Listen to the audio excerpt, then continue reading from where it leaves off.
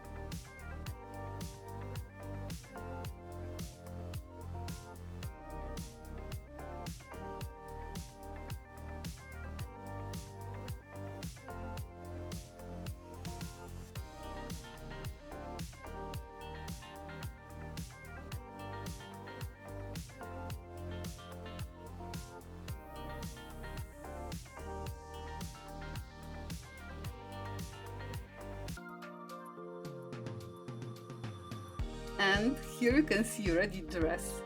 It's super comfy and looks beautiful. I must say I love this project a lot.